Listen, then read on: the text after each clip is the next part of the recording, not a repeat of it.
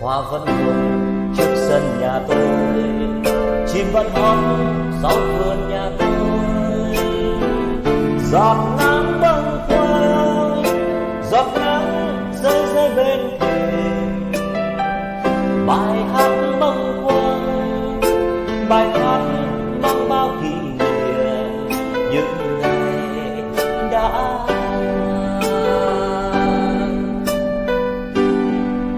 Lâu lắm rồi em không đến chơi, cây sen đá lá bạc như vôi.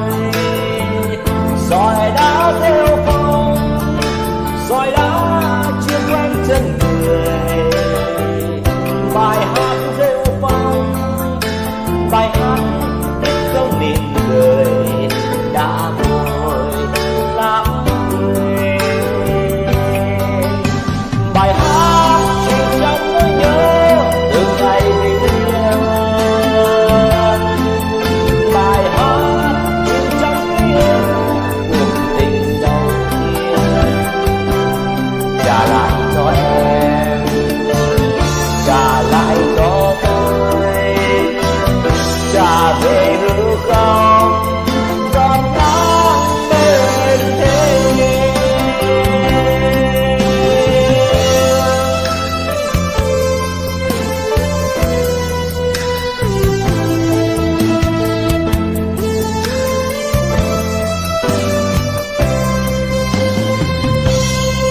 Hoa vẫn hồng trước sân nhà tôi, chim vẫn hót sau vườn nhà tôi.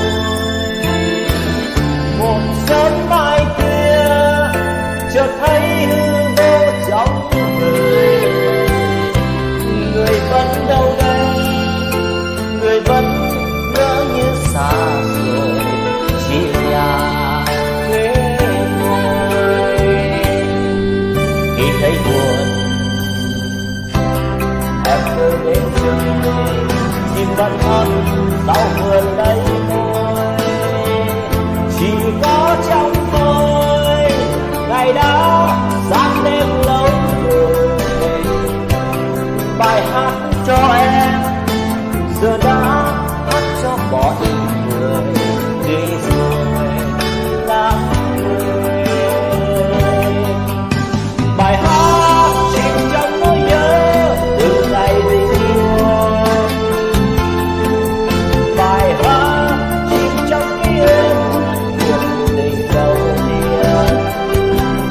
Trả lại cho em, trả lại cho tôi, chỉ là lung linh giọt nắng bên thềm. Bài hát chìm trong nỗi nhớ từ ngày mình yêu. Bài hát chìm trong ký ức cuộc tình đầu tiên. Trả lại cho em, trả lại cho tôi, trả về hư không